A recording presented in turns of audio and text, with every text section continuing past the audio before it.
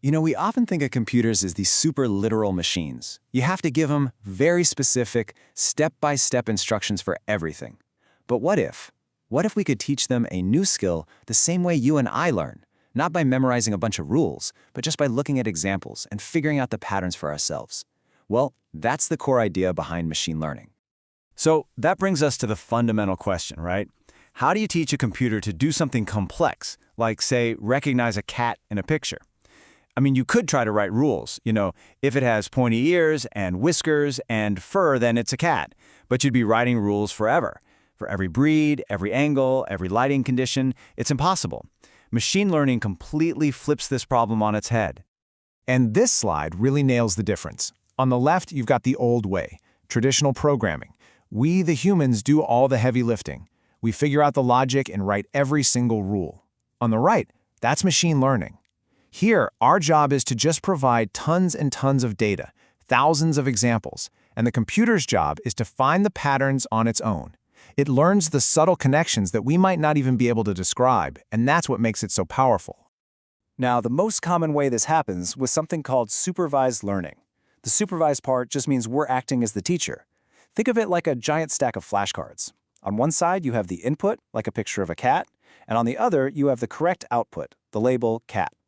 We show the AI thousands of these input-output pairs, and eventually it starts to learn the connection between them. Okay, so a huge part of supervised learning is a task called classification. And it's pretty much exactly what it sounds like. We're teaching an AI to sort things into different categories. Is this email spam or not spam? Is this financial transaction fraudulent or legitimate? Let's break it down with a simple example. So imagine we want to predict the weather. We could take a bunch of historical data and just plot it on a graph. Along the bottom, we've got the humidity, and up the side, we have air pressure. Every blue dot you see is a day that it rained, and every red dot is a day it didn't. Just by looking at this, your brain is already starting to see a pattern, right? All right, so what happens when we get a new day? We know it's humidity and pressure, so we can plot it as this new white dot, but we don't know if it's going to rain. So, what do you think? Just based on where it is, where does it belong? With the blue dots or the red dots? Yeah, most of us would say blue because, well, it's just closer to all the other blue dots. And guess what? That simple intuition you just had is actually a real machine learning algorithm. It's called nearest neighbor classification. It's one of the simplest ways to classify something. You just find the single existing data point that's closest to your new point, and you assume it's in the same category. It's basic, but it can be surprisingly powerful. But what if we wanted a more general rule? Instead of just looking at the closest neighbor every time, what if the AI could learn a sort of rule of thumb? That's the idea behind finding a decision boundary. The AI's job is to figure out the best possible line that separates the blue dots from the red ones. Now, anything that falls on one side of that line gets called rainy, and anything on the other side is not rainy. Okay, this is all cool in theory, but how does it actually work? This is where things get really fun. We're going to look at some real Python code and actually build an AI that solves a real-world problem, spotting counterfeit money. So here's our data. Every row is a different banknote. A computer analyzed a picture of each bill and pulled out 4 different measurements, things like variance and entropy. Now don't worry about what those words mean. All that matters are these 4 numbers or clues. And that last column, class, that's our answer key. A 0 means the bill was real and a 1 means it was a fake. Our goal is to train an AI to predict that last column using only the first 4 numbers.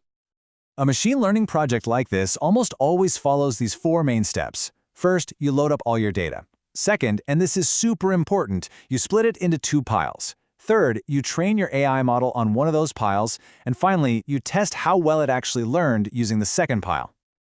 That second step, splitting the data, is absolutely critical. It's how we make sure our test is fair. Think about it like this. You've got a big stack of flashcards to study for an exam. You use, say, 60% of them to study. That's your training set. But you keep the other 40% hidden. You never look at them while you're studying. That's your testing set. That way, you can give yourself a realistic practice exam later. Now, this single line of code right here, model.fit, this is where the magic happens. This is the learning part. We're handing our model the training data, the 4 clue numbers, and the correct answers, and we're just telling it, go, figure it out. The algorithm gets to work analyzing everything and building its own internal rules for spotting a fake. And now it's exam time. We take our trained model and we show it the test data, The banknotes it has never ever seen before. We ask it to predict the answer for each one. It doesn't get to see the real answers. It has to make its best guess based only on what it learned during that training phase. So, how did our model do on its exam? It got an incredible 99.4% accuracy. That's amazing! Just by looking at 4 numbers from a picture, our simple model could tell the difference between real money and fake money almost perfectly. That is the power of letting a machine find the patterns in data. But this whole process isn't foolproof. There's a really common trap in machine learning, a problem called overfitting. And it's basically what happens when a model doesn't just learn the patterns in the data, it basically memorizes the training set, including all the noise and all the random flukes. Take a look at this. On the left, we have a good model. It's a nice, simple, straight line. Sure, it gets 1 point wrong, but it captures the overall trend. Now look at the right. That's an overfit model. This crazy squiggly line gets every single training point correct, but which one do you think will do a better job on a new data point it's never seen before? It's the simpler one. The complex one hasn't really learned the rule. It's just memorized the answers to the test. So far, we've pretty much only talked about classification, sorting things into different boxes. But that's just one flavor of what AI can learn to do. What else is on the menu? Well, in supervised learning, there are 2 main jobs. We've seen classification, which predicts a distinct category, like rain or no rain. The other type is called regression, and that's all about predicting a continuous number. So instead of rain or no rain, a regression model would try to predict what will the temperature be in degrees. Instead of authentic or counterfeit, it might try to predict what is the exact sale price of this house. And then, beyond all that, there's a completely different way for AIs to learn called reinforcement learning. This is all about learning from pure experience. You put an AI agent in some environment, like a video game. It gets a digital reward for doing something good and a punishment for doing something bad. And through millions of rounds of trial and error, it just figures out the best strategy to get the highest score. This is exactly how AIs have learned to master super complex games and even control things like robotic arms.